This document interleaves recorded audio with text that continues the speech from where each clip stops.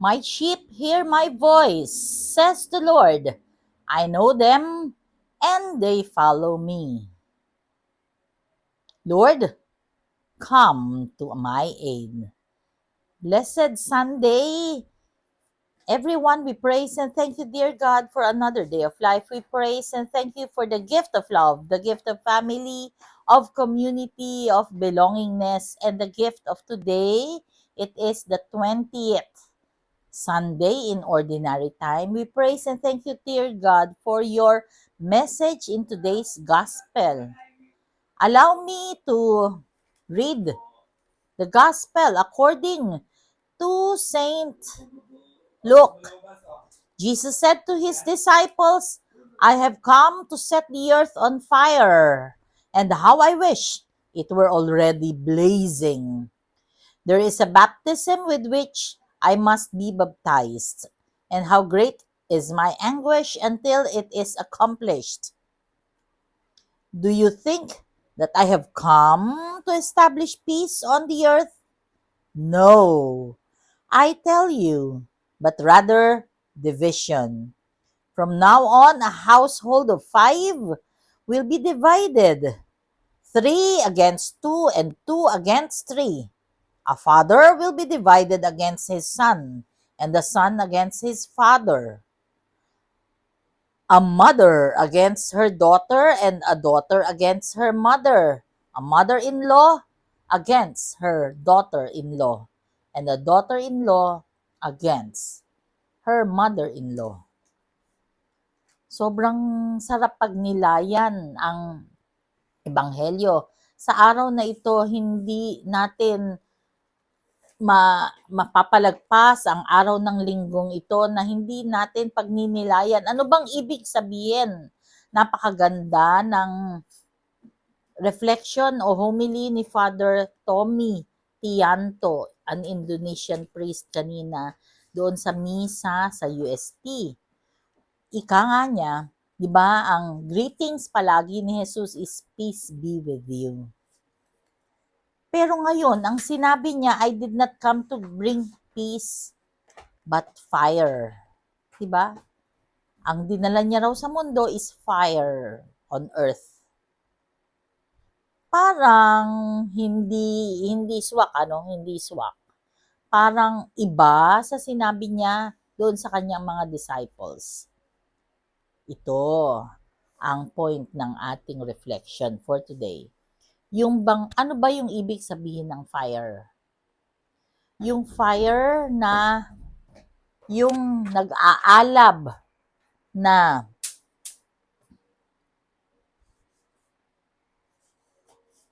pagnanasa na sumunod sa Diyos.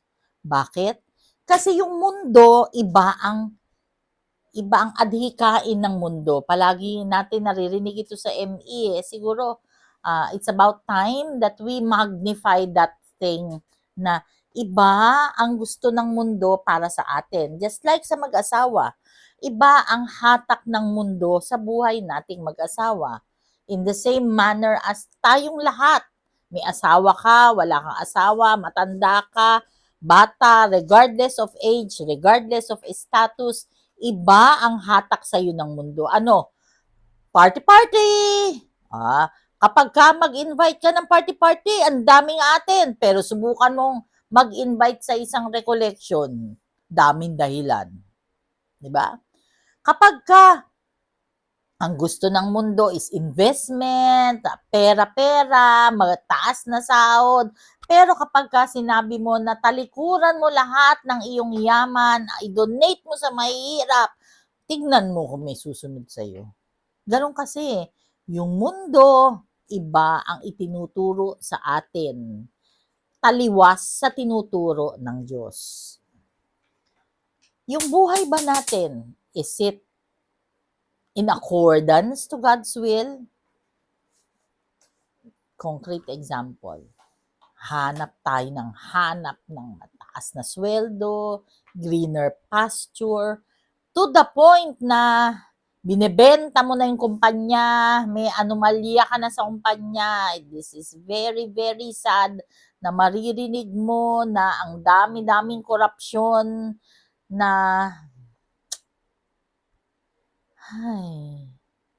kung ganito na lang ang buhay, parang bakit ka ba nabuhay sa nakikita mo pa yung mga hindi maganda? 'Di ba? Kaya nga, lagi kong sinasabi, pagka kinain ka ng sistema, baka mahirapan kang bumalik. Remember, this is the desired position. God is showering us blessings. We are focused on His blessings because He doesn't stop 24/7. And so when we are focused on Him, it's easy for us to give back to Him. It's easy for us to worship Him. It's easy for us to do good things to others because we are grateful and we do kindness dahil alam natin yung Diyos lang ang dapat nating sambahin. That our lives should be centered on God. But when we focus on other things, yung opisina, yung eskwela, yung pamilya, then we cannot go back to this position. Sometimes nga nakatalikod ka na. And so the Lord is always showering you blessings and yet hindi mo na siya nasusumpungan. Nakatalikod ka na sa Kanya eh. Ganon. Kung yung Diyos ang sinusunod natin, maganda. Pero madalas sa hindi, ang sinusunod natin yung worldly things, yung makamundo. Kaya nga naman, magkakaroon ng division sa pamilya. Kasi karamihan ay, naku, taliwas sa gusto ng Diyos. 'Di ba? Kapag ka nag-aaway kayong pamilya kasi yung isang kapatid ninyo ay parang paborito ng nanay at ng tatay, 'di ba? Ayaw ninyo lahat 'yun. So, ibig sabihin may disagreement sa bahay. Alam nyo ba na ang mga taong blessed ay yung mga taong nagkakasundo sa pamilya. Kaya kapag kami away, alitan, hindi magandang mga pangyayari sa pamilya at hindi kayo magkasundo at nag-usap kayo at talagang galit-galit kayo o to the point na hindi na kayo nagkakasundo talaga at ayaw nyo nang kausapin na isa't isa, naku, malayong-malayo ang blessing sa inyo. Kasi ayaw ni Lord ng nag-aaway na pamilya. Kaya balik tayo dito sa ebanghelyo natin, sinasabi na magkakaroon ng division sa bawat pamilya. Pagka nagkaganyan, malayong-malayo ang grasya sa pamilya. Manalangin tayo. Panginoon, patawad po sa mga kasalanan, sinadya man o hindi. I lift up to you those who are sick, those who are requesting for prayers, and those who are praying with us right here, right now. Lord God, please be with us always and in all ways, and allow your presence in our lives to manifest. I lift up to you ang pamilyang naiwanan ni Tita Jane, si Tito Fer at ang kanyang anak, 10 ng kanyang mga kapatid at magulang. Please be with them. Lord God, please stay with us, for without you we are nothing. Allow us to follow you at gawin yung mga gusto mong mangyari sa aming buhay. All this we pray in your mighty name through the intercession of our blessed Mama Mary. Amen. In the name of the Father, the Son, the Holy Spirit. Amen. God bless. Happy Sunday. Blessed Sunday, everyone.